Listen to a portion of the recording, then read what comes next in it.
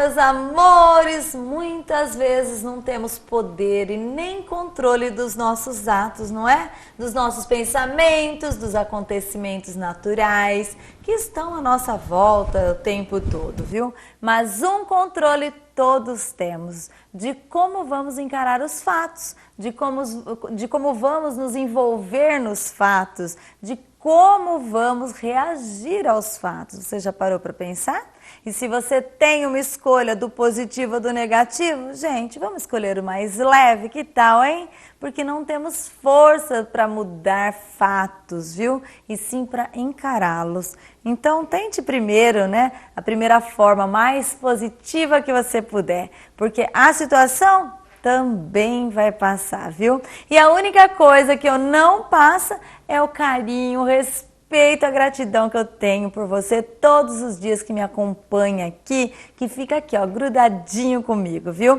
E hoje temos assuntos importantes de verdade. Vamos falar sobre a esclerose múltipla, uma doença muito séria e triste que infelizmente vem atingindo diversas pessoas.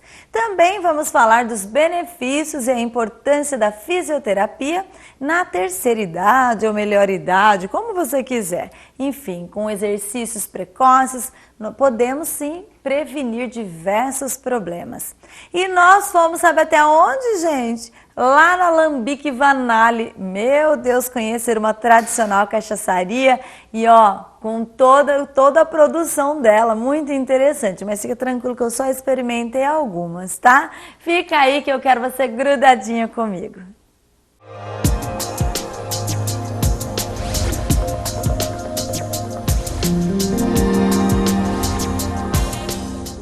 E a esclerose múltipla é uma doença séria, viu, gente, que afeta muitas pessoas, não é?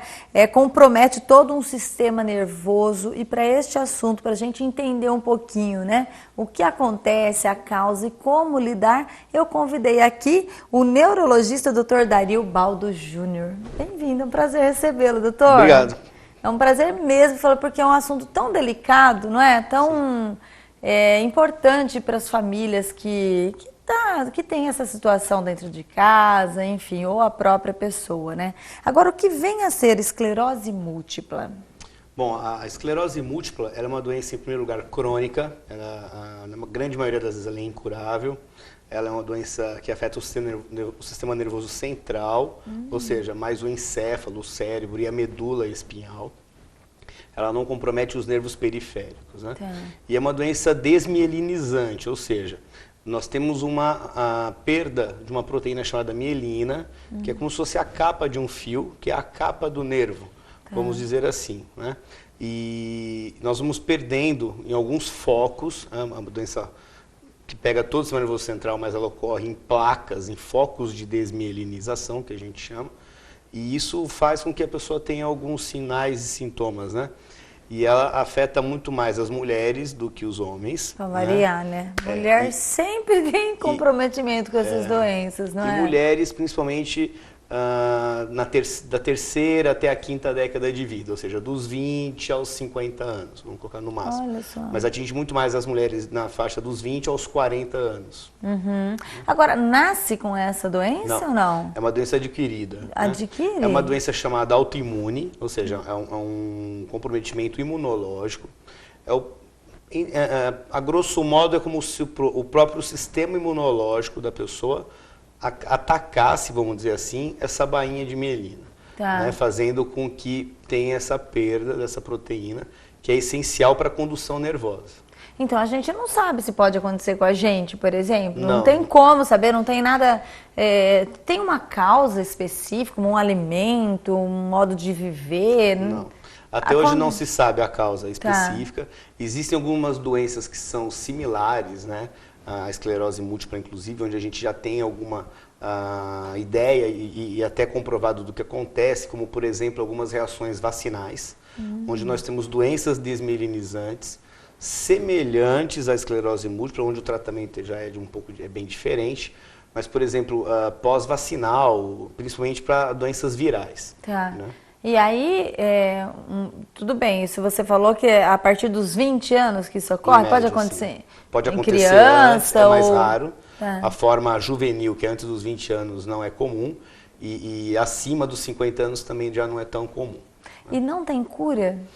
Hoje, com o advento de algumas outras medicações, porque nós usamos no tratamento dois grupos grandes de fármacos, né? Existem os imunomoduladores, que os principais são o interferon e o acetato de glatiramer. Agora tem novos fármacos biológicos. Entendi. Né? E existem os imunossupressores, para formas mais graves, como o corticoide mesmo, que a gente acaba tendo que usar. E de alguns bons anos para cá, existe o transplante autólogo de medula óssea, para casos seletos, onde a gente tem visto bons resultados. E a cabeça fica boa, como a gente fala no popular, ou não? Ou afeta tudo? O intelecto raramente é afetado, né? O físico mesmo? Isso. Porque vai... São sinais focais. É como se, por exemplo, só para comparar grosseiramente, é como se você tivesse tido um derrame, vamos dizer assim, a cada surto da doença, né? E existem formas que vêm em surtos e formas que são progressivas. Então, essas formas progressivas é que são mais dramáticas. O curso dela é bem mais dramático e chega a incapacitar totalmente ao longo da vida, né? Mas, e aí a pessoa começa a falar com o olhar, sei lá, sim, alguma... Sim, se não tiver também a mobilidade... Falar não, né? Se comunicar com o olhar. Né? É. Mas assim, desde que a motilidade ocular também não esteja prejudicada. E pode afetar até Pode afetar também, pode. E o cérebro fica lá. Aí as funções mentais, vamos dizer assim, né? Elas normalmente estão preservadas. Então a pessoa continua com o intelecto preservado. A grande questão é que pode-se também ter comprometimento do sistema límbico, ou seja, que é o sistema relacionado à nossa emoção, ao nosso humor também, de certa forma. Então, é muito comum, por exemplo, a pessoa com esclerose múltipla ter quadro depressivo. Não só a depressão secundária ao modo de encarar a doença, mas pela própria doença. Entendi. Mas isso, você consegue detectar essa depressão antes, em cada, como que você falou, não é surto, cada derrame? Cada sintoma. Cada doença, sintoma? Cada sinal. Não, os sinais da depressão vêm como uma depressão comum mesmo. Porque depois, se ela estiver toda debilitada, ela não fica difícil detectar. Fica difícil. Fica mais fácil no período inicial da doença, onde você tem uma comunicação muito melhor. Isso não é hereditário? Não. Se existir algum caso na família, os outros não tem como correr, né? Porque quando acontece algum caso de qualquer doença, né? Qualquer patologia na família, a gente já corre para fazer todos os exames, enfim. Não necessariamente, porque é uma doença, como eu disse, autoimune, ligada ao sistema imunológico, e ela é ligada a um sistema chamado HLA, que é um sistema de histocompatibilidade, que a gente chama... E ele é próprio... praticamente que é do ser humano, né? Os outros animais não têm esse sistema tão desenvolvido como nós temos. E esse sistema não necessariamente está ligado a fatores genéticos, familiares ou hereditários. Né? Agora, quanto tempo, pelas suas experiências, né? Quanto tempo que a pessoa consegue ter de vida? Funciona mais ou menos assim. A grande parte das pessoas vai bem. Porque a grande parte das pessoas tem a forma de apresentação clínica em surtos. Então, esses surtos, com os imunomoduladores, que são esses medicamentos que a gente usa para tratamento, você consegue diminuir o número de surtos, a intensidade com que esse surto aparece, né? E até o intervalo de tempo entre eles aumenta. Então, com o advento dessas medicações, o tratamento melhorou muito. E hoje tem tido novos medicamentos, até comprimido agora. Né, existe. Então você pode ir retardando um pouquinho. Você retarda o aparecimento do surto e tem gente que não tem mais o surto. Né? Que bom. A grande questão é por quanto tempo eu trato. Isso até hoje não é consenso no mundo, mas a grande maioria dos profissionais trata continuadamente, sem interrupção. Sim. Alguns pacientes se cansam do tratamento, acaba querendo dar um tempo, vamos dizer assim, ou às vezes até para. Se sente curado. Se sente bem, pelo menos. Né? O termo cura é muito difícil, a não ser quando você tem os casos de transplante de medula óssea, onde você consegue curar. Né? Só que a gente ainda não tem um segmento, né, como se diz na ciência, um follow-up, um segmento por vários anos, para poder dizer que realmente está curado. Mas a chance é grande em alguns casos seletos. Né? Entendi. E essa pessoa pode ter vida normal, trabalhar, enfim... Sim, se ela não tiver nenhuma sequela desse surto, ela consegue ter suas atividades diárias preservadas. O grande problema são as limitações que a doença impõe e, como eu citei, o quadro de depressão que pode se instalar perante o diagnóstico. Só de saber que Só já... de saber. E como a gente sabe, afeta um pouco mais as mulheres do que os homens, e a gente sabe que hoje existe um fator que socialmente é pior, porque a mulher normalmente tem um duplo vínculo, né? Tem o trabalho de casa... Duplo? Você está sendo quando generoso. e tem o trabalho fora de casa, que é a sua profissão. É verdade. E quando ela se depara com esse diagnóstico... a vida acabou. A né? vida deve dar um chacoalhão bem grande. Aí. E aí o quadro depressivo vem, não é frescura, não é nada disso, é quadro depressivo mesmo e que tem que ser tratado. Como tudo a gente tem que lembrar, né, que o quadro depressivo ele existe e não é frescura, como você acabou de falar, porque às vezes a gente fala, é frescura, e quando vê já está num grau muito elevado, né? E essa mulher, como é que a família tem que lidar? Como é que acontece com a família? Tem que reunir todo mundo? Não tem? Tem uma forma de lidar no dia a dia? A família toda ou não?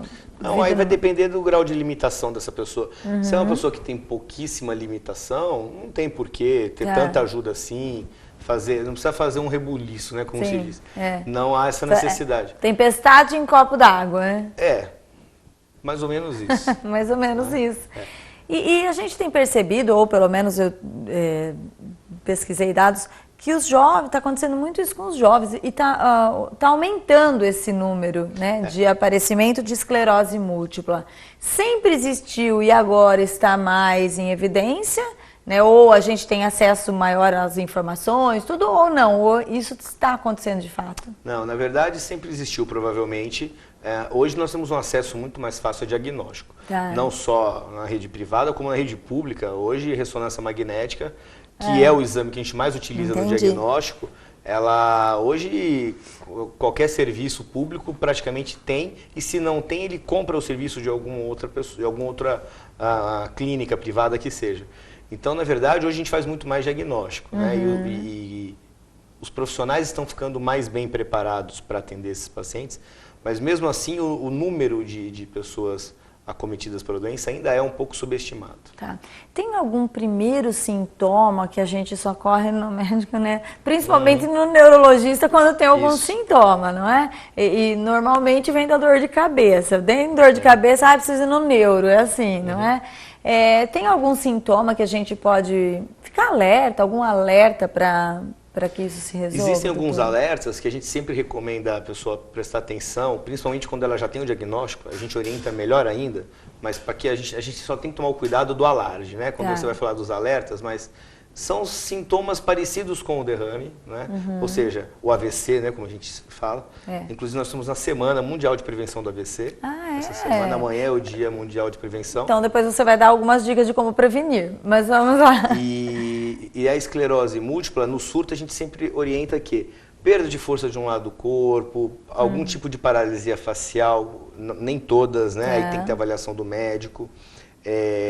Perda de visão unilateral súbita, né, que pode afetar o nervo óptico e assim por diante, né? Vertigens de início abrupto e com vômitos que não melhoram de forma alguma, que nem sempre é um problema no labirinto, né? Prestar sempre atenção a doenças do sistema nervoso central, não necessariamente esclerose múltipla, aí tem outras doenças mais comuns, né? Evidentemente, mas alterações da marcha, né? Como dificuldade para andar, então essas são as orientações gerais que a gente sempre dá para o alerta. Tá, mas se você estiver sentindo alguma coisa dessas, calma, né? Não é assim como você falou, porque senão daqui a pouco tá todo mundo fazendo fila lá, doutor. Tem que tomar muito cuidado. A gente sempre, nós da classe médica, a gente sempre tem muito cuidado com isso, porque hoje televisão todo mundo assiste, então você pega, por exemplo, exemplo de uma novela, né? Então quando você tem uma atriz lá com leucemia, que começou com uma mancha roxa, qualquer mancha roxa, calma, né? A gente tem que tomar muito cuidado com isso. Com certeza, e para isso que vocês estão, né? Para nos informar, indicar e consultar, né? Agora me fala dessa semana do AVC, dá algumas dicas, né? Mudando de doença, de patologia, mas na verdade acho que está tudo inserido, acho que são todos cuidados e acho que essas duas patologias vêm de uma vez, não é? No caso do AVC, nós estamos na Semana Mundial de Prevenção, de Combate e Prevenção ao AVC. O AVC a gente chama de acidente vascular cerebral, o vulgo derrame, como a gente conversa com as pessoas leigas.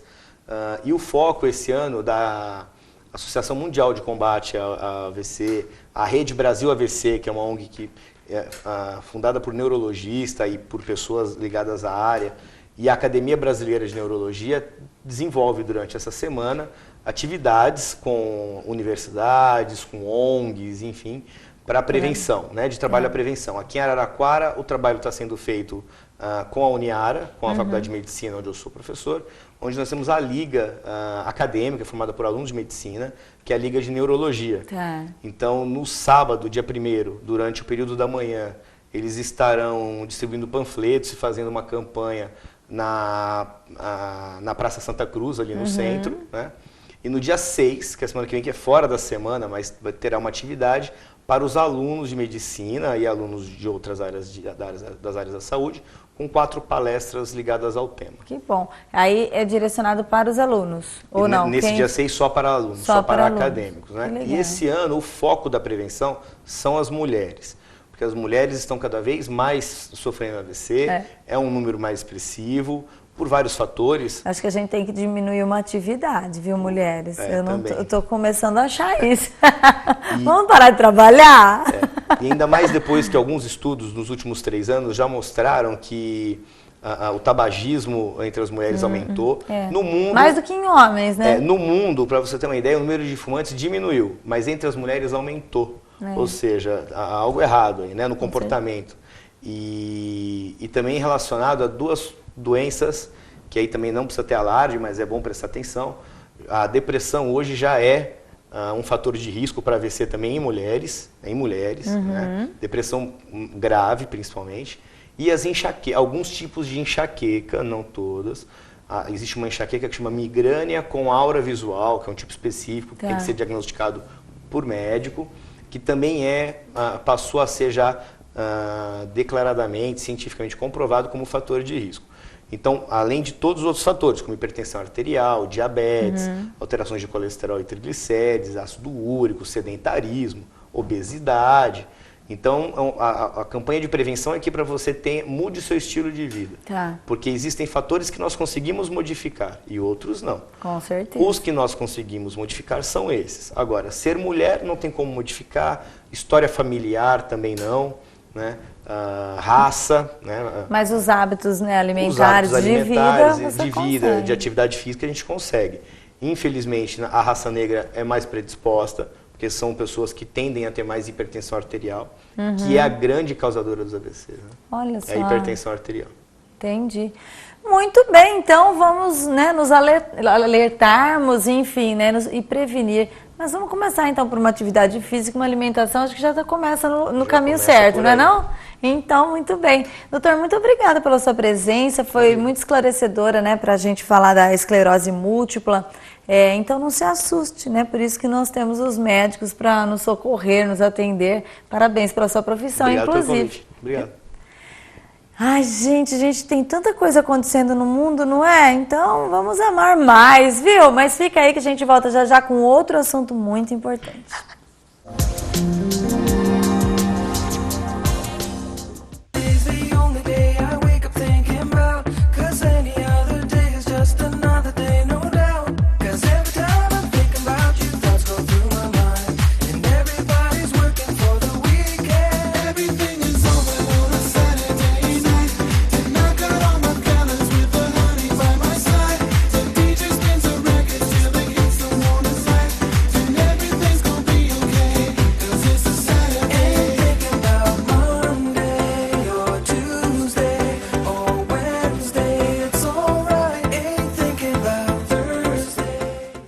Brasil, unido contra a dengue. A dengue é uma doença grave que pode matar. Agora preste atenção e conheça os sintomas. Se você tiver febre alta, acompanhada de um ou mais sintomas, como dor de cabeça, dor atrás dos olhos, no corpo e nas juntas, procure imediatamente uma unidade de saúde. Pode ser dengue. E se você já foi diagnosticado e começou a sentir dor na barriga ou vômito, retorne já para a unidade de saúde. Ministério da Saúde. Brasil, um país de todos. Dengue mata. O combate não pode parar. Uma iniciativa TV Circulando. E E chegar na terceira idade saudável é o sonho de todo mundo, não é? Mas você que já está chegando lá, viu? Sabe o que fazer e como se prevenir para chegar com saúde, com ânimo, com boa estrutura física? Está aqui a doutora Marli Gardim, ela que é fisioterapeuta, especialista em geriatria, não é? Isso. Bem-vinda, Marli, é um prazer recebê-la. Obrigada, eu que agradeço pelo convite. Eu falo que é um assunto extremamente importante, mas super delicado, não é? Sim, ainda mais quando a gente envolve várias etapas do que a gente pode chamar um indivíduo idoso, né? Sim. Aquele que está chegando, aquele que já está se acostumando com a ideia que já entrou ali nos 60, 65, 70 anos. Sim. O idoso que já começa a ter algum acometimento e o idoso grave. Olha, você citou esse segundo item muito importante, né? Aquele que já está, mas não quer estar. Porque eu acho que é diferente de você ter uma cabeça mais jovem, mas se conscientizar da sua idade, não é? Tanto fisicamente como mentalmente. Você não acha? Sim. Nas suas experiências no dia a dia? Com certeza. A gente sempre tem que levar em conta que, em questão da fisioterapia, na verdade, a gente não trabalha muito com idade. A gente trabalha com o estado funcional dele. Tá. Né? Então, para a gente não importa se ele é um idoso mais velho, se ele está muito bem enquanto às suas capacidades funcionais, ele é tratado como um idoso super saudável. Né? Entendi. Não importa, não tem esse diferencial da idade, do tô chegando, do não, porque agora eu tenho que pegar leve porque eu já sou idoso. Não. Né? Tudo vai determinar a capacidade física que ele está apresentando em determinada situação. Com certeza. Claro que a prevenção ainda, né? Ainda não, e agora que está se falando mais em prevenção, de uns anos para cá, fazer atividade física para a gente chegar na melhor idade, como idoso, como você quiser falar, mas enfim, acima dos 60, não é, Marli? Isso mesmo. De uma forma mais saudável, tudo. Você acha que a gente fala isso todos os dias? A gente já teve aqui, recebemos essa semana o pessoal da melhor idade que pratica atividade física, gente que é fantástico, assim, foi um exemplo, tudo. Mas às vezes a gente acha que com a gente não vai precisar, né? A gente nunca vai ter dor, chegar no momento necessário para procurar um fisioterapeuta. Né? Na verdade, a prevenção é realmente essa. É você prevenir as debilidades funcionais, né? Que a gente às vezes está ouvindo tanto falar, né? Atividade funcional, reabilitação funcional. Agora as academias, né, também pegaram esse eixo, vão fazer um treino funcional. Sim. Na verdade, é a solução, é a prevenção. Você tem que se manter ativo. Tá. Né? E manter ativo na questão física, tendo ali um bom condicionamento físico, englobando ali a força, a destreza, o equilíbrio, condição cardiovascular, cardiorrespiratória. Então, isso já é prevenção. Tá. Né?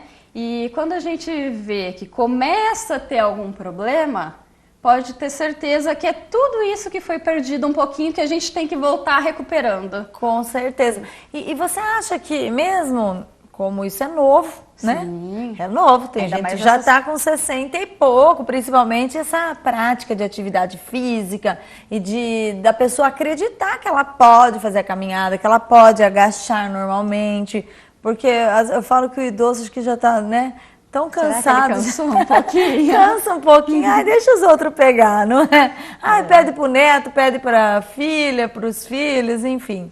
E o ideal seria fazer. Agora, para quem, então, o sedentário, que a gente pode qualificar, falar assim, o sedentário? Sim, sedentário, Então qualquer vai, um o que não- idoso sedentário, tem o jovem sedentário, tem a meia-idade sedentária, não é? Tem sim. várias fases. Mas o idoso sedentário, quando eles tomam consciência de precisar da atividade física, claro, lógico que você é fisioterapeuta, tudo, mas você não acha que é melhor e mais seguro fazer essas atividades com o fisioterapeuta? Olha, o fisioterapeuta ele vai atuar, né, tanto na parte preventiva como na reabilitação. É óbvio que quando você pega, assim, primeiro você tem que ver o idoso que você está falando. É o idoso saudável? A gente fala saudável em termos de cognição, principalmente, em termos de função física, em termos de capacidade de comunicação dele com a sociedade. Né? Então, quando você vê que esse idoso, ele está atingindo essas funcionalidades, ele consegue no dia a dia desenvolver, planejar, se comunicar, não tem nada que impeça ele a continuar ou a iniciar um treino numa academia, por exemplo. Desde que seja ali com Sim. algum profissional, né?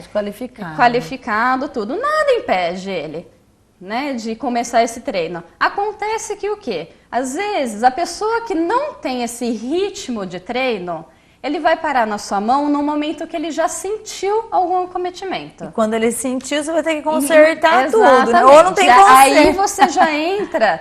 Também você faz todo um trabalho preventivo de ordem de evitar novas consequências ou de não piorar aquele quadro. Sim. Todo um trabalho até mesmo de professor para ele aprender para a vida dele e carregar isso até o final da vida, do que pode ser bom no sentido de melhorar aquela afecção que ele teve. Às vezes foi um trauma, foi uma queda, né? Mas geralmente é a partir de uma dor articular, é uma lesão tendínea. Então, foi a partir daquele momento que ele não conseguiu subir o braço que ele vai lá, né? Até aquele primeiro contato. A pessoa que ela já está acostumada a treinar, ela vai continuar treinando, vai lá no fisioterapeuta, vai passar por um processo de reabilitação, vai levantar seu bracinho de novo, vai continuar seu treino. Entendi. Porque, na verdade, ele já está ali naquele meio, ele já gosta da atividade física, ele já ganhou aquele tchan que a gente tem que ter, né, pela atividade física. Já criou o hábito, né? Exatamente. Porque eu falo que a pior coisa da atividade física não é nem fazer, que é uma delícia. Mas é eu criar o hábito, né? Exatamente. Das 2 vezes por semana, das 3 vezes por semana, de todo dia. Mas também depois vicia, não? Então, mas é isso que é o fundamental. Ninguém consegue se manter ativo se não estiver ativo. Né? Isso é verdade. Essa fase que o idoso começa a apresentar alguma afecção, alguma doença, ou até mesmo assim aquela só baixa estima. De, antes era mais fácil fazer aquilo, agora não tá mais tão fácil. Antes eu ia no supermercado todo dia comprar meu pãozinho, agora eu vou comprar só um dia sim, um dia não, porque cansei. Não tô mais querendo, né? Mas esse não tô mais querendo é porque lá atrás ele já não tá mais tão bem treinado fisicamente, ele já perdeu força muscular, ele já perdeu flexibilidade, equilíbrio, coordenação motora, né? O reflexo proprioceptivo, né? Que a gente chama realmente de diminui o reflexo do idoso. Realmente diminui. Mas tudo isso são... Mas nada que impede dele ir até a padaria, de ir lá no vizinho, de dar uma volta no quarteirão, se for... E quanto mais ele for, ele já pode estar encarando isso como um treino, se ele quiser. Ele não precisa necessariamente, embora deveria, fazer um treino específico. Né? Embora deveria, porque... ele, na idade, né, com o passar do tempo, a gente só vai perdendo. Senão só vai ficar vendo os outros dançar, né? Mas ele não vai poder dançar um bailinho. Mas assim, a função do fisioterapeuta, ele tá ali para ajudar nessa reabilitação, faz o trabalho preventivo. Mas se tá... Porque assim, o educador físico, ele vai pegar o indivíduo a partir do momento que ele tá mais saudável e treinar, né? É difícil você tem que devolver, é óbvio, a gente sempre busca, né? Você melhora as funções do idoso para realmente devolver ele pro ambiente. Pro ambiente, né? Ali, querendo ou não, a fisioterapia, ela nos consultórios, principalmente, que é mais o serviço que eu faço, em domicílio, em consultório, você tá ali numa atmosfera que a pessoa quer sair daquele jeito que ele tá. Né? Ele quer melhorar. Se ele não tá andando, ele quer andar. Se ele não tá conseguindo levantar, ele quer levantar. E é este gancho que você pega para motivar também. Sim, você tem que devolver ele, né? É óbvio que sempre a gente fala que esse processo de reabilitar é um processo. Dependendo, Tem que ter paciência. Tem que ter paciência. Olha, e uma coisa que idoso não tem é paciência mais. Mais ou menos. E imagino com vocês. Isso. Mas que a gente ainda é diferente, eu vou contar. E dependendo ainda da patologia, você sabe que esse processo não tem um fim tão próximo. É um processo mesmo que pode ser levado aí até o final da vida mesmo. E aí, quando você chega num patamar de debilidade um pouco mais grave, né, do que a gente chama ali de idoso com risco de fragilização, que já é aquele idoso, o frágil, né, já é aquele idoso mais acamado, que pode estar ali com o cognitivo diminuído, já não responde por si, já é totalmente dependente.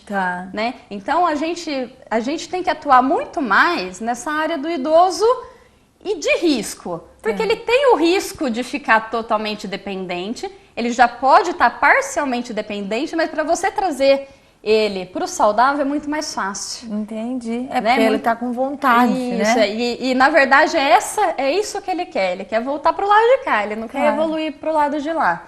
Né? Então você trazer ele de novo para essa parte saudável, às vezes parece difícil, mas não é tanto não. Entendi. O que tem que tem que se manter ativo. Né? Tem que fazer o exercício. Ah, mas eu fui na fisioterapeuta, ela colocou o aparelhinho, mas eu nem melhorei. Né? Porque você não foi ali você não fez o ativo dele, o aparelhinho é passivo. Ele vai servir ele como só vai subsídio ali. Para você, no momento que tiver que utilizar, você vai utilizar um ultrassom, um TENS, o laser, você vai utilizar ali conforme se necessitar, mas a fisioterapia não é aquilo. A fisioterapia, no caso do idoso, na maioria das vezes, é colocar ele em atividade. A gente trabalha, na verdade, com a cinesioterapia, né, que é o nosso forte, que é a terapia através dos movimentos. Entendi. Então, você vai atuar ali todas as habilidades, força e flexibilidade dele. Agora, nos casos, no momento você tem especialidade em geriatria, né? Isso. Tem alguns idosos, alguns, enfim, da melhor idade, que eles usam as fraldas geriátricas. Sim. Apesar que geriatria não tem nada a ver só com as fraldas geriátricas, né? Eu estou citando isso porque quando a gente fala em geriatria, acha que é porque... que são as fraldas geriátricas, né? Não. Então, explica um pouquinho dessa parte da geriatria e neste momento que eu acho importante, porque muitos que eu conheço também têm vergonha de buscar essa atividade por quê? Porque está naquele momento que está usando uma fralda geriátrica, por exemplo, né? Como essa pessoa inserir ou não ter vergonha de precisar usar, né? Olha, na verdade a questão assim, é particular, né? E a gente tem que aceitar que cada pessoa tem o seu íntimo ali, que não queira falar das suas particularidades para todo mundo, né? Mas se você for ver, a fralda ela é uma coisa tão interna, você colocou uma roupa mais larga, ninguém está percebendo. Verdade. O que acontece é que assim, quem necessita de uma fralda, por exemplo, é porque ele já perdeu o controle do esfíncter, né? Seja ali da urina, das fezes, tá perdendo tudo que você perde sem querer, você tem que investigar. Às vezes é uma causa que não tem muita cura, dependendo da causa da incontinência urinária, você vai ter que conviver com aquilo mesmo. Né? Na verdade, mas a fisioterapia na prevenção pode ajudar a não chegar a esse estágio? Depende da causa da incontinência, né? É muito dependente mesmo. A fisioterapia tem a área dela, né? Que é dentro da ginecologia e obstetrícia, que é na saúde da mulher, mas também tem a parte de saúde do homem, que trata fundamentalmente, né, desse aspecto de perdas urinárias e fecais sem a pessoa querer, né? Então, assim, o que tem que fazer? Você tem que, na verdade, cuidar da sua higiene pessoal. Cuidando da sua higiene pessoal, a outra pessoa não vai perceber nenhum odor, a outra pessoa não vai nem saber se você usa, se você não usa fralda, né? Acontece que quem tá nessa, né, já chegou num ponto de perder, provavelmente ele tem outras patologias de base, Tá. que aí vai talvez dificultar ele a sair dali para uma academia, né? Mas nada impede de ele ter um convívio social com a família, com a vizinhança, só por isso. Talvez a questão de mobilidade dele seja um pouquinho ainda mais restrita. Né? Mas ele vai poder ter uma vida normal. Mas tem, pode. Isso acontece também com o uso de bengalas, com o uso de muletas, com o uso de andadores. Às vezes você pergunta para a pessoa, mas você foi com o andador? Não, na rua eu não saio com o andador. Verdade. Na rua eu seguro na minha filha, né? Para Não, mostrar que tá normal, mas se for parar para pensar, vai ter muito mais liberdade de se locomover com o andador. Com certeza. E até é muito engraçado que às vezes a gente entra e fala, né? Você começa a abordar o assunto para aquele idoso ali, olha, talvez seria legal, né? Olha, põe na minha mão como se fosse uma bengala. Não, bengala não. Olha! Não, bengala não, eu vou recuperar, né? E na verdade esses dispositivos, quando bem indicados, eles são extremamente úteis, né? Nossa, são. Né? Você não para precisa para todos, para a pessoa, né? Para o idoso que está necessitando, como para a própria família, que eu acho que também é importante. Eu estou falando isso, né? Porque eu tenho o meu pai debilitado e é importante para todo mundo, tanto para a família, principalmente para ele, né? Nossa, nem fala. E às vezes assim, às vezes chega num grau tão assim, você fala assim, nossa, mas o senhor não acha que seria melhor ter alguma coisa para apoiar toda hora? Fala, não precisa, mas ele só anda apoiando na parede.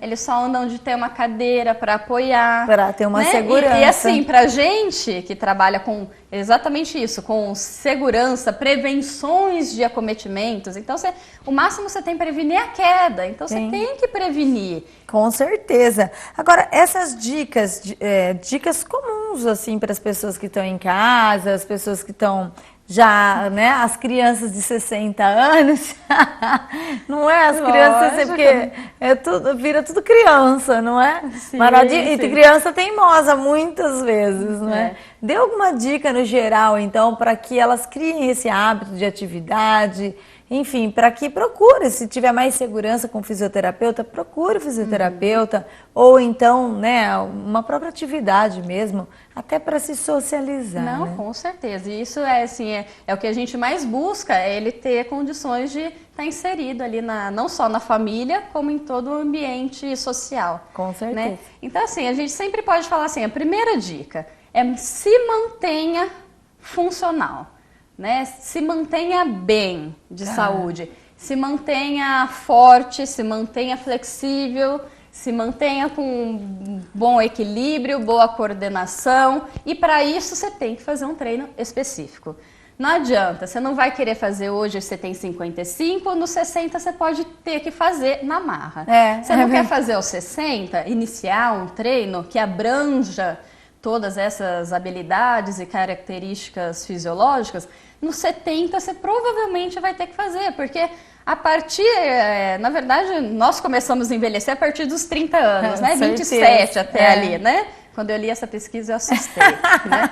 Mas assim, nem me fala que eu já amedrontei agora. Né? Então, chega um período que você vai perder muito mais. E perder é normal, faz parte do envelhecimento. Perder muito em pouco tempo não é normal, não faz parte do envelhecimento saudável. Sim. Então, você tem que manter a cabeça ativa, você tem que manter o corpo ativo.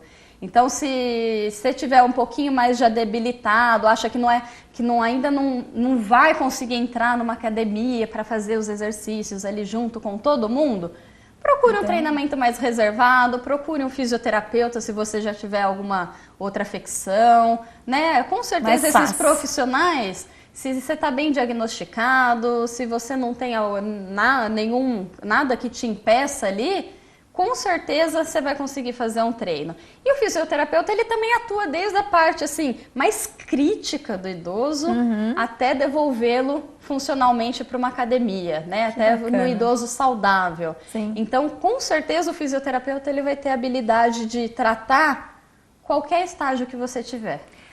Muito bem. Ou então, gente, continue indo até a padaria. Não é Sim, tão com gostoso? certeza. Continue, já é um bom começo, não é? Sim, não deixe de ir. Né? Verdade. Doutora Marli Gardim, nós conversamos, ela é fisioterapeuta e especialista em geriatria. Muito obrigada pela sua presença e parabéns, viu? Eu acho que animou toda a galerinha aí de casa, viu? Até eu.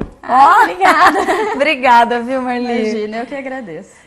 Demais, não é, gente? É isso a nossa intenção, te animar. Levanta daí, só fica sentadinha aí, ó, 1 hora durante o universo. Mas continua, porque a gente volta já já, porque nós vamos visitar, sabe o quê?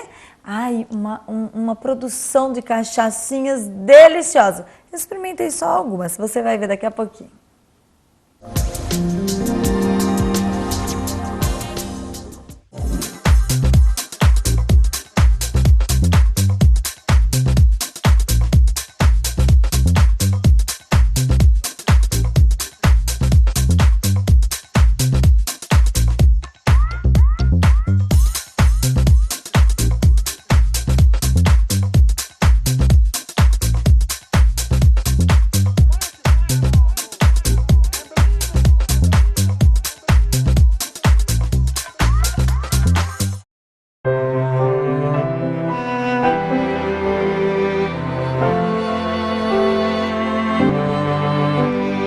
Uma sombra ofusca um brilho no olhar,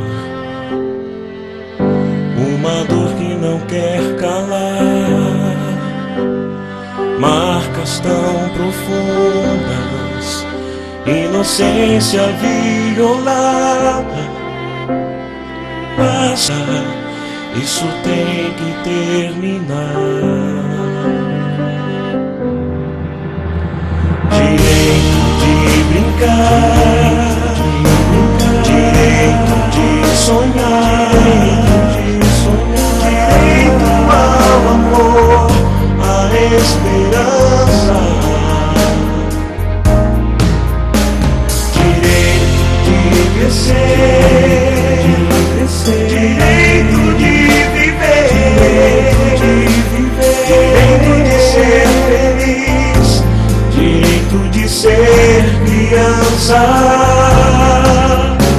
direito de ser feliz, direito de ser criança. Toda criança tem o direito de ser feliz. Toda criança tem o direito de ser criança. Pedofilia é crime. Multiplique essa ideia. Denuncie. Direito de ser criança.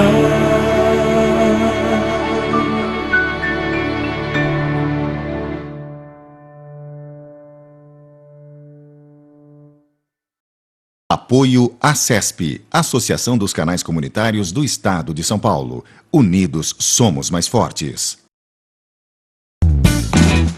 E aí, vai ficar com medinho de agulha? Ligue e agende sua doação. Doe sangue e passe a bola para um amigo seu. Apoio ACESP, Associação dos Canais Comunitários do Estado de São Paulo.